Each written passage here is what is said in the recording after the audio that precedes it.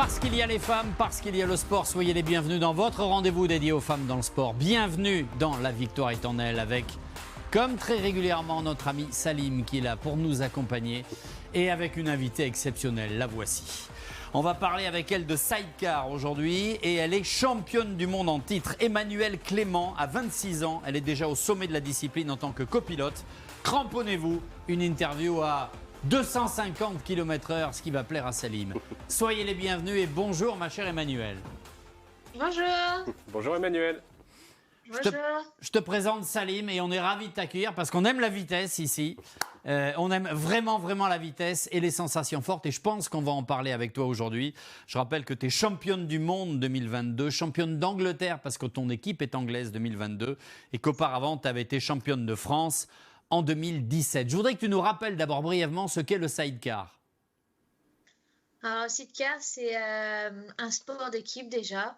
Donc, il y a un pilote et un passager. Et donc, on ne peut pas se parler tous les deux. Le rôle du passager, c'est de pouvoir faire tourner le sidecar et de faire bouger le poids aussi à l'inertie du sidecar. Et donc, moi, je n'ai pas d'accélérateur, pas de frein du tout. Et moi, je suis juste là pour faire tourner le sidecar. Alors, on dit sidecar ou sidecar quand on a une équipe anglaise, Emmanuel? Sidecar. Ah, ok, non, je te taquine. Salim. C'est hyper intéressant du coup, mais est-ce que tu peux nous expliquer un peu mieux ce qu'est ton rôle là-dedans? Comment est-ce que tu agis, tu dis, pour faire tourner le sidecar justement? Elle n'a pas de volant. Hein. Alors, Bah oui. non, il n'y a pas de volant. En fait, j'ai sur le côté droit du sidecar, j'ai des poignées dans le carénage pour pouvoir aller du côté droit. Et j'ai en plus de ça on va appeler ça une genre de pédale pour mon pied pour pouvoir mettre de l'appui sur le côté gauche quand on tourne du côté droit en fait. Du coup, ça fait tourner le sidecar parce que je pousse du côté gauche pour aller du côté droit. Comme on peut voir là, par exemple, il est à droite en pleine charge pour pouvoir mettre du griffe sur la roue arrière. D'accord, il faut être hyper bien Voilà, coordonné. et là, en fait. on se positionne dans le virage à gauche pour pouvoir faire tourner le sidecar dans le virage à gauche. Car s'il ne se positionne pas dans le virage à gauche, le sidecar va se retourner. Emmanuel, et c'est ça moi qui me fascine là-dedans, c'est que moi j'ai un respect immense pour les pilotes et j'ai beaucoup commenté la Formule 1, plein d'autres disciplines, j'ai roulé moi-même dans quelques petites disciplines, mais j'ai toujours compris une chose, c'est qu'il y avait la mécanique, le pilotage et les sensations avec la piste. Parce que ce qui est essentiel et ce qu'il faut bien comprendre, c'est que le seul contact entre une moto, un side, une voiture et la route, c'est les pneus. Et c'est cette adhérence-là qui fait que vous allez prendre le virage plus ou moins vite ou vous allez décrocher ou pas. Donc ça veut dire que cet aspect sensation, c'est vraiment toi là. Ouais, moi je le ressens beaucoup, surtout à l'arrière. Et par exemple, dans certains virages, mon pilote il va avoir besoin de plus de grippe à l'avant. Donc il va falloir que j'essaye de mettre plus mon poids vers l'avant. Donc la partie la plus lourde du corps, c'est la tête. Donc il va falloir que j'essaie de mettre ma tête le plus possible en avant. Ou par exemple, dans le virage à droite, pour mettre le centre de gravité le plus bas possible, on essaie de mettre notre tête la plus basse possible. Mais Salim, tu ne vois pas ces images, mais on voit Emmanuelle, elle a le corps qui est penché à l'extérieur de la machine, à quelques centimètres du sol. Enfin, c'est assez vertigineux. Et quand on voit en plus qu'on double, qu'on freine, une fois de plus, comme d'habitude, il n'y a que de la place que pour un side dans un virage, sauf que vous arrivez à deux. À quelle vitesse d'ailleurs? C'est quoi les vitesses là? Alors, vitesse de pointe, nous, c'est des moteurs de 600 cm3. Donc, en vitesse de pointe, c'est 260 km/h. Okay. Et il y a certains virages, on est même comme à Donington Park en Angleterre, on est plus rapide que les motos. T'as compris? Ah ouais. Donc là, le terme de passager, il est mal choisi, parce qu'on pourrait se dire, un profane, qu'il y a le mec qui pilote et le poids mort à côté. Tu es tout sauf un poids mort, en fait. Non, ni un poids mort, ni une plante verte. Hein. Je suis pas un sac de patates, oui, c'est sûr. Après, dans un autre terme, on appelle ça aussi le singe. Oui, c'est un terme qu'on utilise aussi à cheval dans l'attelage, où il y a deux singes à l'arrière, effectivement, ouais. Mais pourquoi le singe? Expliquez-moi, là, je comprends pas. Parce qu'il se déplace. En fait, c'est comme ce que tu décrivais, c'est le fait d'être en suspension sur l'extérieur, etc., et de jouer avec son poids, de bouger un peu partout. Alors en attelage, tu les vois, ils sautent un peu partout, ils se décalent à droite, à gauche. Et je pense que tu fais un peu pareil, Emmanuel, si je me trompe pas, c'est ça aussi. Exactement, on essaye de s'agripper comme on peut et de bouger comme on peut. Emmanuel, il faut avoir une confiance, pardon Salim, mais aveugle en son pilote. Quand on voit s'il se met mal dans un virage, s'il monte trop sur je ne sais quoi, enfin vas-y, explique-moi à quel point, en quelque sorte, tu lui donnes ta vie, quoi. Bah, c'est un peu ça. Après, la confiance, elle se fait au fur et à mesure. Par exemple, avec Todd, mon pilote d'aujourd'hui, j'ai eu la confiance directe d'entrée de jeu parce que, en fait, son pilotage m'a tellement plu que je voulais continuer avec lui. Je voulais à tout prix faire des courses avec lui parce que son pilotage, j'adore et ça collait bien avec, en fait, ma façon de bouger et tout ça. Après, moi, je me suis adaptée à lui. Et quand on est passager aussi, il y a pas mal d'anticipation. Essayer de se mettre dans sa tête, se dire ah, on rattrape quelqu'un, où est-ce qu'il va pouvoir le doubler, etc. Regarder un peu derrière comment les concurrents ils se placent, est-ce qu'ils vont pouvoir nous doubler. C'est beaucoup d'anticipation, beaucoup de mental. On pense que c'est très physique, mais c'est aussi très mental. Non, mais moi, il y a une chose quand je vois ces images, je suis fasciné.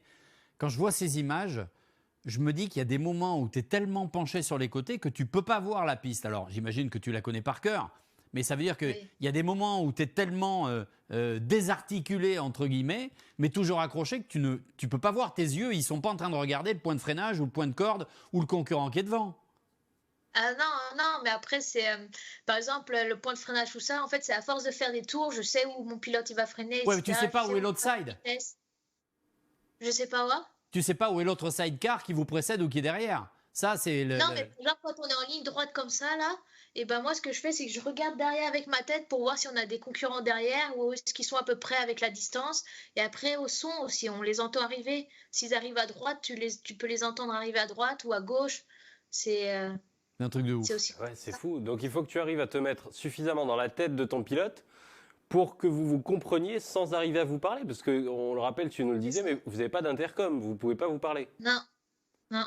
C'est incroyable. Ça, c'est dingue. Et alors, je disais tout à l'heure que tu dois lui faire confiance, mais lui aussi doit te faire confiance parce qu'un mauvais équilibre et toi aussi, pof, t'envoies le binôme en l'air. Ah bah, je voudrais qu'on comprenne ton parcours. En préparant cette émission, je me suis rendu compte que quand tu étais petite, tu as pratiqué le cirque, la gymnastique, l'athlétisme. Bref, des sports ou des disciplines où ça nécessite beaucoup de souplesse, beaucoup d'utilisation de l'espace, mine de rien. Alors là, ça peut paraître étroit, mais malgré tout, l'utilisation doit être millimétrée. Mais dans ta famille, on pratique la moto aussi, c'est ça ? C'est ça, mon père et mon frère. En quoi ça t'a aidé les disciplines que tu as pratiquées plus tôt ? Alors, la gymnastique, ça m'a pas mal aidé pour la souplesse, tout ça. Et après, au jour d'aujourd'hui, pour ma préparation physique, je fais du crossfit tous les jours. Donc, ça m'aide énormément pour... Non, mais regarde, non, parce que je t'explique quand même. Salim, il fait une taille L et il met des pulls S. Donc, il y a un moment, il faut qu'on lui dise que ça se voit, qu'il est tanké et qu'il fait du crossfit tous les jours. Voilà, c'est vrai ? C'est bon, j'ai pris ma veine du jour, on peut continuer. Le crossfit, moi j'ai trouvé que c'était la meilleure préparation physique parce que ça prépare à tout, le cardio, la force, le mental aussi parce qu'on se dépasse tous les jours. Et moi aussi pas mal pour le grip et ça m'a vachement aidé depuis 6 ans. Depuis que j'ai commencé le ski, je fais du crossfit et ça m'a vraiment aidé. C'est hyper complet et c'est vrai que on le dit pas assez, mais sur les images, combien de temps peut durer une course ? Alors, une course de mondial, c'est entre 30 et 35 minutes, donc sans relâche, quoi. Donc, c'est 30-35 minutes, c'est comparable. De sprint. Ouais, c'est ça, de sprint, mais en même temps où tu dois fournir un effort, où tu n'as pas le droit de lâcher quand tu es suspendu, où tu ne peux pas laisser tomber, tu t'arrêtes pas une seule seconde. C'est ça, et surtout encore plus quand on est en Croatie-Hongrie avec la chaleur, plus moi où je suis postée, en fait, j'ai toute la chaleur du radiateur qui me lance qui est lancé dans mon visage. Oh là. Donc du coup, c'est encore plus chaud. On peut voir là où il y a un peu l'ouverture, en fait, c'est là où il y a le radiateur. Ça plus le bruit, moi je supporterais pas tout ce bruit juste à côté. Non, mais elle écoute de la musique, je te rassure. Non, mais c'est fou, t'imagines ça. Enfin, c'est après, c'est un bon feeling, ressentir le moteur juste en dessous de son ventre et voir les flammes arriver de l'échappement, les odeurs d'échappement. Enfin, moi, j'adore ça, quoi. C'est vrai que il faut aimer la mécanique et c'est mon cas aussi, je le comprends, mais voilà, ça reste un effort quand même très costaud à encaisser. Et tu dis le CrossFit aujourd'hui, t'as accompagné là. Comment on passe quand même du cirque à tout ça ? Est-ce que tu vois entre guillemets un héritage de tes compétences circassiennes, si on peut dire, dans ce que tu fais aujourd'hui ? Après, j'ai toujours aimé la moto. Moi, c'est ma passion et tout ça. Et après, c'est vrai que vu que le sidecar, c'était quelque chose qui était différent, moi, j'adore les choses qui sont un peu hors de l'ordinaire, qui sont différentes de tout. Et j'ai vraiment voulu commencer, oui, dans le sidecar parce que voilà, c'était physique et j'adore ce qui est physique. Mais attends. Nouveau challenge. Non, mais tu vas trop vite parce que moi aussi j'adore le sidecar quand je vois ça. Mais enfin, le sidecar, c'est pas facile à faire ni à trouver. Enfin, moi je connais personne qui fait du side. Pardon, parce que moi je le dis à l'anglaise. Et puis je sais même pas où on peut le faire. Est-ce que tu es passé par une étape intermédiaire qui était la moto, puisque ta famille pratique la moto et que tu dis que tu aimes la moto? J'ai fait un peu de moto, mais c'était juste des essais comme ça. Mais après, vu que je suis née dans le monde de la course de côte, en course de côte, il y avait aussi des sidecars. Ah, Et j'ai eu l'opportunité de faire un jour, c'était un très bon ami à nous qui était champion de France course de côte sidecar.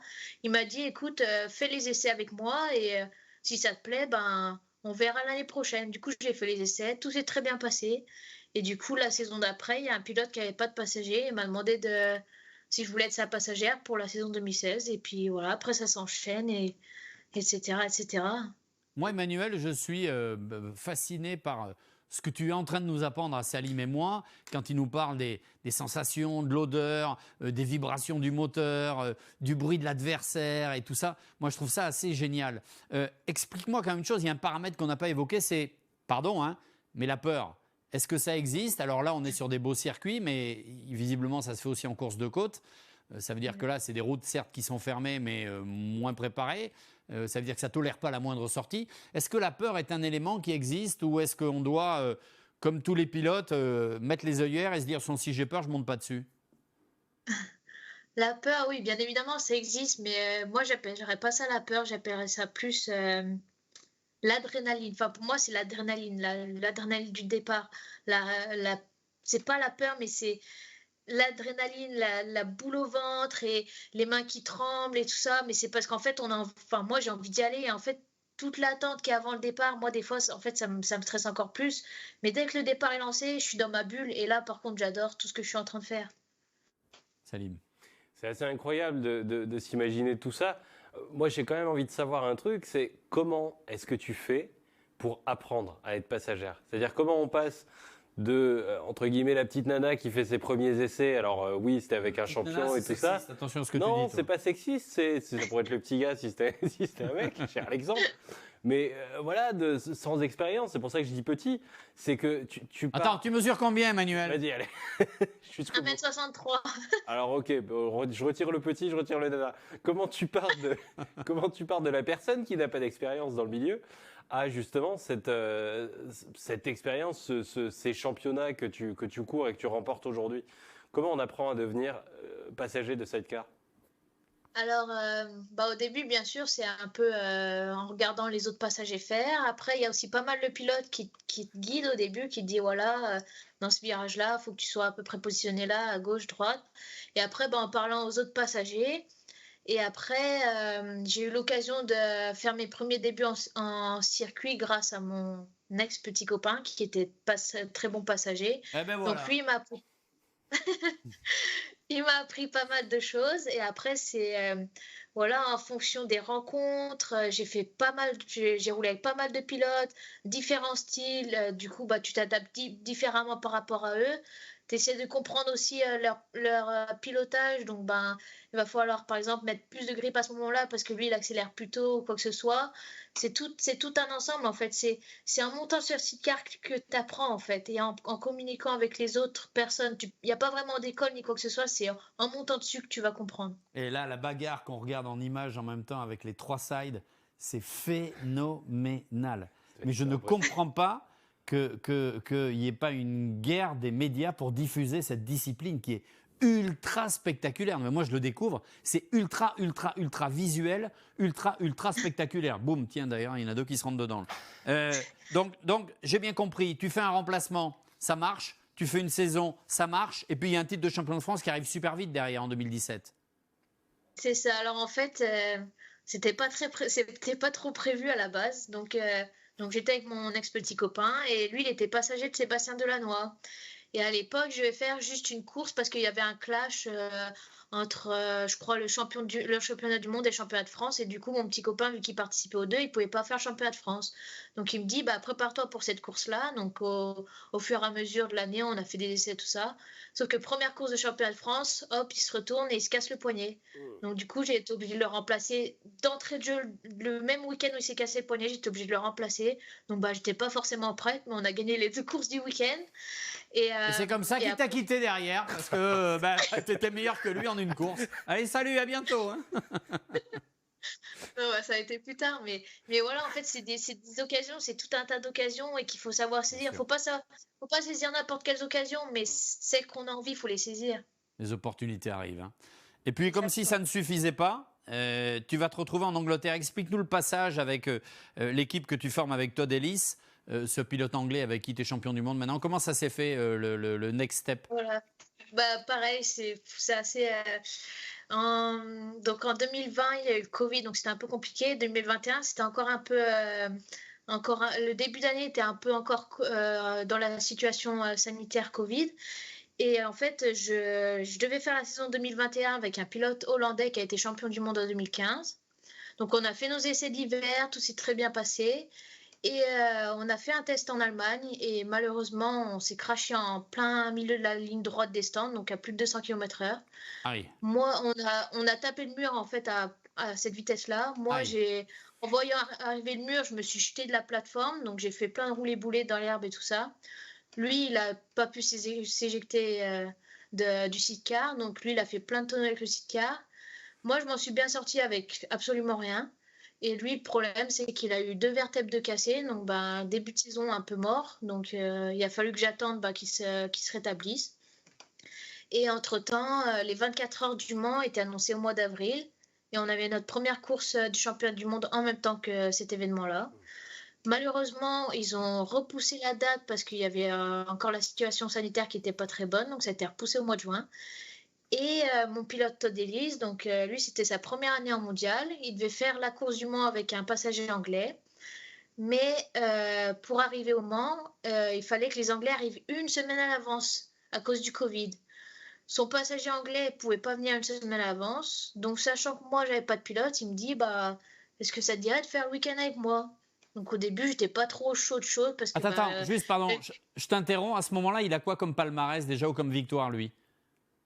Il a un titre de champion britannique, 2 titres de champion F600 britannique. Okay. Mais pareil, lui, il a commencé à peu près en même temps que moi, donc vraiment très talentueux, quoi, direct d'entrée. Et donc, j'étais pas trop chaude parce qu'en fait, j'avais vu qu'il s'était retourné à une course la saison d'avant. Je me suis dit, il est un peu jeune, un peu foufou, je sais pas trop, on verra. Et puis, le pilote de mon ancien petit copain, il me dit, allez, vas-y, c'est que pour le week-end du Mans, vas-y, fonce et tout ça, ça va être bien. Donc, je dis, bon, ok, si tu veux, on y va. Et premier essai privé le mercredi, il me dit, bon, on va faire d'entrée de jeu la distance de la course pour voir si on tient la cadence et tout ça. Je dis, bon, ok, pas de souci, monte sur le side. Séance finie, un sourire, mais jusqu'aux oreilles. Et là, je me suis dit, je crois que j'ai trouvé mon pilote. Et là, j'ai été heureuse. Et puis après, voilà, ça s'est fait comme ça. Il me dit, bon, est-ce que tu veux faire la saison avec moi? Attends, vous avez fait quoi au Mans, du coup? Au Mans, c'était nos deux premiers podiums de notre saison et de notre vie, quoi. On a fait 2e et 3e. Ah ouais, donc ça a démarré très fort, très vite. Dis donc, j'ai vu sur les photos, et je précise ça pour Salim, hein, mais juste comme ça, qu'il y a eu un bisou. Ça veut dire qu'entre-temps, c'est devenu ton copain?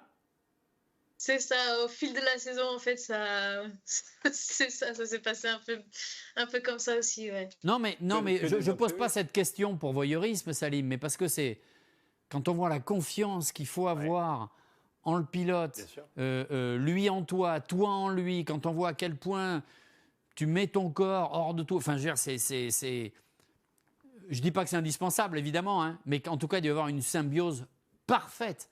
C'est complètement fou ce qu'on voit. Ce qui est certain, c'est qu'il y a quelque chose qui dépasse l'ordre simple du sportif qui se passe. C'est obligatoire. Alors après, les liens sont ce qu'ils sont, mais ça dépasse forcément. Il y a quelque chose de très humain qui se passe. Je voudrais te poser une question qui est en rapport, oui et non, avec ça, mais est-ce que tu dirais que ce milieu, parce que quand on te voit, on a envie de se dire que c'est un exemple de mixité homme-femme. Est-ce que tu dirais que c'est le cas ou que tu es un peu une exception à la règle? Eh oui, est-ce qu'il y a beaucoup de femmes? Alors, les femmes, elles ont commencé, ouais, on va dire que c'est un peu une exception parce qu'au jour d'aujourd'hui, en mondial, on va dire qu'on est à peu près 2 ou 3 femmes à faire le mondial en tant que passagère. Il y a quelques femmes qui pilotent et qui ont fait le Tour Race Trophy, tout ça. Mais après, c'est vrai que ça commence à venir, ça commence à venir. Les femmes sont de plus en plus dans ce sport-là, mais ça a mis du temps pour venir. Par exemple, dans les années 2000, quand c'était encore diffusé à la télé et tout ça, il n'y avait aucune femme en mondial ni quoi que ce soit. Et maintenant, ça commence à venir parce que, ben, comme dans la vie, les femmes veulent faire des métiers d'hommes, veulent faire des sports d'hommes, et c'est ce qui est, enfin, c'est Mhm. ce qui est bien, quoi. Mais alors, bravo, et tu as raison. Moi, j'ai besoin de comprendre. En tout cas, le règlement autorise hommes et femmes d'être 2 femmes, ou une femme et un homme, ou un homme et une femme, librement, en tout cas, dans la composition des binômes. Exactement. Ouais, OK. tu peux faire ce Est-ce que que tu veux. le fait d'être une femme, de mesurer 1,63 m, est-ce que c'est un avantage? On va dire que avec les pilotes avec qui j'ai roulé, ils m'ont dit que les femmes sont plus, on va dire, plus douces et agiles comparé à un homme passager. Bien sûr, il y a des hommes qui sont très bons passagers, mais quand tu es une femme, tu as un peu plus de souplesse, d'agilité, et la manière de bouger, on va dire, est plus douce. Et comme dit mon pilote, si je ne sens pas mon passager, c'est que c'est bon signe. Et il me dit, toi, je t'ai jamais senti, donc c'est que c'est très bon signe. Ouais, enfin bon, c'est ton mec quand même. Oui, non, mais Non, je veux dire, mais- même avant ça. non, non, mais je plaisante, je te taquine. Non, ce que je veux dire, et moi je trouve ça très beau et c'est limite émouvant, j'ai presque envie de dire, et j'aimerais que tu me répondes là-dessus, je pense qu'il y a, quand on te voit te mouvoir sur on dit quoi, sur le cockpit, sur le carénage, sur... La carène, ouais. Ouais, on a même l'impression qu'il y a un truc charnel, voire sensuel même, tellement il faut épouser le truc, franchement. Et je comprends, Oui, et j'en reviens à ce que tu disais par rapport à la comparaison homme-femme là-dessus. après, moi, le sidecar, je le vois comme une passion, même plus qu'une passion. Enfin, aujourd'hui, je sais même pas ce que je ferais sans le sidecar. J'ai des sidecars partout, en collier, en maquette. Moi, le sidecar, c'est toute ma vie. Si je pouvais vivre de ça, je ferais que ça. Je suis tous les jours à faire la mécanique sur le sidecar. Enfin, voilà quoi. Donc, c'est aussi ça qui me fait que j'ai envie de faire mon rôle à 100%. Quand je suis sur le sidecar, je le fais à 100%, et je veux être la meilleure, et j'ai pas envie que quelqu'un me batte. Donc, il y a aussi ça. C'est plus que d'être passagère, c'est aussi dans la tête, c'est le feeling, voilà, Génial. c'est plus qu'une passion. Exceptionnel. Est-ce que tu aurais envie qu'il y ait plus de femmes dans ce milieu ou est-ce que tel que c'est, ça te va très bien et puis tu te vois un peu en avant-garde de tout ça? Bah non, après c'est bien qu'il y ait plus de femmes, il en faut évidemment. Après, et il faut pas penser que le sidecar ça se fait comme ça. C'est beaucoup de travail en amont, beaucoup de travail personnel. C'est pas quelque chose on gagne pas sa vie avec le sidecar, ça c'est sûr. Même en étant champion du monde, on gagne pas d'argent. Donc ça, faut se le mettre dans la tête. Ça veut dire que le titre de champion du monde, ça vous a rien ramené? Ah non, Zéro. ah, zéro, ça va nous ramener Ouais, des peut-être sponsors qui paieront un peu plus plus de cher, mais c'est tout. sponsors, un peu plus de notoriété parce que bah voilà, vous m'avez contacté, etc. Mais on n'a absolument pas d'argent. On n'est pas champion de MotoGP, on n'est pas champion de foot, on n'aura jamais d'argent. C'est incroyable. Parce que franchement, c'est fascinant. Ouais. J'ai besoin de savoir une chose. Si moi, je veux faire du side, je fais comment? Alors, pas en compète, hein, mais comment on fait? Où est-ce qu'il y en a? Alors, faut venir sur des journées de roulage. Par exemple, il y a quelques organismes qui organisent ça. Ou par exemple, quand nous, on va rouler sur le circuit du Vigeland pendant une semaine au mois de mars, et organisé que pour les sidecars. Donc, tu peux venir et puis, ben, à la limite, demander à quelqu'un s'il veut t'emmener sur sa planche. Et puis, ben, hop, tu fais 1, 2 tours avec lui. Si ça te plaît, ben, à ce moment-là, essaie de trouver un pilote, etc. Génial. Salim, une Allez. dernière question pour la route. On s'organise ça. À partir de maintenant, vu que tout est allé assez vite finalement dans ta carrière, qu'est-ce que tu espères pour la suite? Parce que championne nationale, c'est fait, championne du monde, c'est fait. Il faut te souhaiter quoi pour la suite? Alors, j'aimerais bien évidemment plusieurs titres de championne du monde parce que c'est ce qui Voilà. T'es pas rassasié. c'est ça. Et après, bah, tester peut-être d'autres choses. Avec mon pilote, on est assez ambitieux. On aimerait bien tester Sidecar Cross. Donc, Ah à ouais. voir. Carcross. Ah, ça envoie ça. Waouh, waouh, waouh. T'as 26 ans, jusqu'à quel âge tu comptes le faire, ça? Je sais pas, tant que ça me plaira et tant qu'il y aura de la concurrence et tant qu'il n'y aura pas de sidecar électrique, le saut. aussi. Tant que quoi? Tant qu'il n'y aura pas de sidecar électrique. Pourquoi? Pourquoi ça? Bah, ce sera plus la même magie du sidecar qu'on a connu. Le sidecar où tu entends le moteur, la vibration, tout ça, c'est quelque chose. C'est comme à l'époque du deux temps. Moi, j'aurais bien aimé vivre à l'époque du deux temps. C'était phénoménal ce qu'ils vivaient. Ça, c'est vrai. Moi, pour le kart, quand tu vois les 2 temps, ce Ouais, qu'on peut entre les faire, 2 et les c'est 4 temps, ouais. phénoménal. Ouais. Emmanuel, merci beaucoup. T'embrasses Todd. Hein, Merci à il vous. s'est pas trompé. Hein, il a trouvé la meilleure copilote.